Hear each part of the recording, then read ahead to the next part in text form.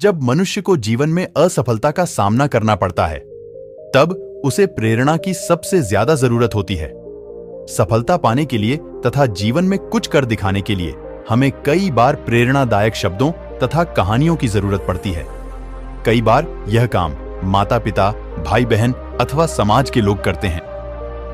आज हम कुछ इसी प्रकार की कहानियां आपके सामने लेकर आए हैं, जो हमें अपने घरों में एक दूसरे को जरूर सुनानी चाहिए, ताकि हम सभी का जीवन बेहतर बन सके और हम समाज का कल्याण करने में भागीदार बने। यहां पर दो ऐसी कहानियां आपको सुनाने जा रहा हूं, जो आपको सफलता की ओर ले जाएगी। इसलिए ध्यानपूर्वक इस वीडियो को अंत तक देखिएगा और अपने विचार भी कमेंट में जरूर प्रकट करिएगा। चलो वीडियो को करते हैं शुरू। गौतम बुद्ध अपने शिष्यों के साथ आश्रम के लिए भिक्षाटन पर निकले थे। वह अपने गुरुकुल में भोजन की व्यवस्था भिक्षा मांगकर ही किया करते थे। जब वह एक कस्बे से दूसरे कस्बे की ओर जा रहे थे, रास्ते में खेत बधार मिलने लगे। किसी खेत में हरी भरी फसल खड़ी तो कोई खेत बंजर नजर आ रहा था। ऐसे ही एक बंजर खेत पर किसान कुछ बुवाई करने के लिए खेत को जोत रहा था। वहीं पेड़ के नीचे उसने अपना सारा सामान, पोटली आदि रखा हुआ था। गौतम बुद्ध के शिष्यों में एक शिष्य शरारती था। वह शरारती स्वभाव के कारण किसान की रखी हुई पोटली उठा लाया। बुद्ध को जब पता हुआ कि उसके शिष्य ने कुछ शरारत किया है, बुद्ध ने शिष्य को समझाया, पुत्र, इस प्रकार तुम उस गरीब किसान की पोटली चुराकर उसे कष्ट दे रहे हो। यह कार्य तुम्हें शोभा नहीं देता।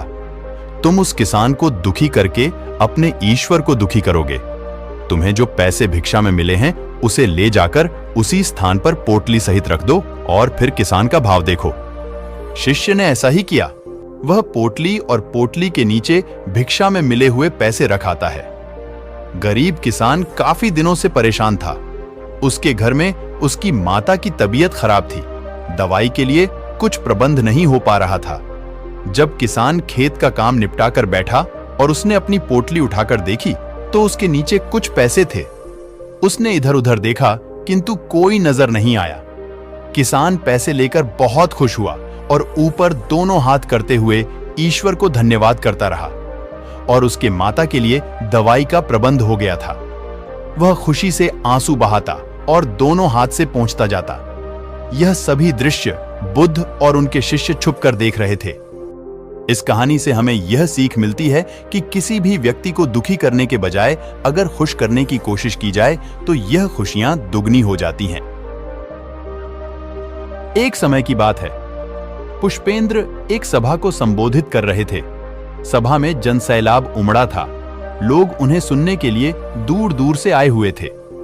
जब वह अपना भाषण समाप्त कर बाहर निकले, तब उनकी ओर एक भीड़ ऑटोग्राफ के लिए बढ़ी। पुष्पेंद्र उनसे बातें करते हुए ऑटोग्राफ दे रहे थे।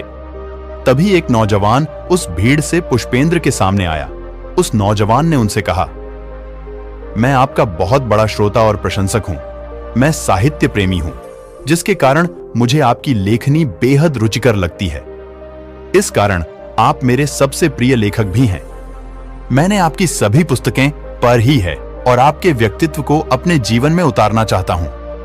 किंतु मैं ऐसा क्या करूं जिससे मैं एक अलग पहचान बना सकूं, आपकी तरह प्रसिद्धि पा सकूं।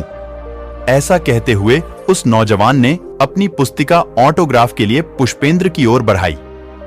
पुष्पेंद्र ने उस समय कुछ नहीं कहा और उसकी पुस्तिका में कुछ शब्द लिखे और ऑटोग्राफ देकर उस नौजवान को पुस्तिका वापस कर दी। इस पुस्तिका में यह लिखा हुआ था, आप अपना समय स्वयं को पहचान दिलाने के लिए लगाएं। किसी दूसरे के ऑटोग्राफ से आपकी पहचान नहीं बनेगी। जो समय आप दूसरे लोगों को देते हैं, वह समय आप स्वयं के लिए दें।